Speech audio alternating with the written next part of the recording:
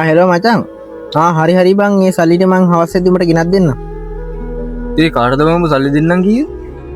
නකා බං. ඒ ඇයි බං මේ වගේ හොරෙක් එක කතා කරන්නේ? දැන් ඇයි උඹට සල්ලි දෙනවා කියේ? උඹලා දන්නේ නැහනේ බං ඌට තියෙන ප්‍රශ්න දන්නව නම් උඹලවම කතා කරන්නේ නෑ බං. අවසුත් තුනා අරු සල්ලි ගෙනත් දෙන්නෙත් නෑ වගේ. වෙන මොනවා කරන්නද ඉතින්? වෙනද කරන දේම තමයි ඉතින් අදත් කරන්න වෙන්නේ.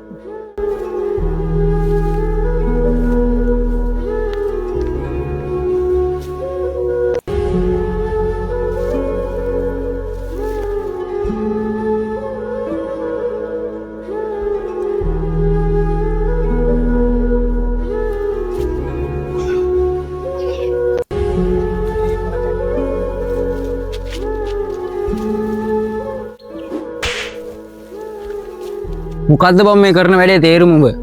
අතප්පා යන්නේ නැති එකෙක් වගේ. හැමදාම හොරකම් කරන්නේ ඇයි බං? ගිහිලා රස්සාවක් කරලා කීයක් හරි හොයාගනින්කෝ. අනේ අයිය රස්සාවක් කරලා ජීවත් වෙන්න මට හරි අමාරුයි.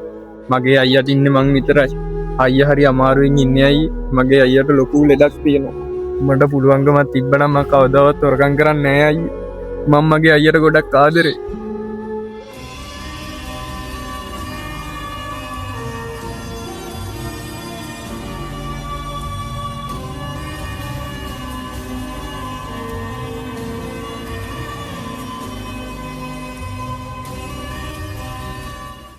මේකයි දුක මම මේ දේවල් දුන්න බෙහෙත් ටික අයියට තව දවස් දෙක තුනක් ඇතුළතවත් අරන් දෙන්න නැත්නම් අයියාගේ මේ දෙදේ ගැන මට තව දුරටත් මග කියන්න නම් අමාරුයි.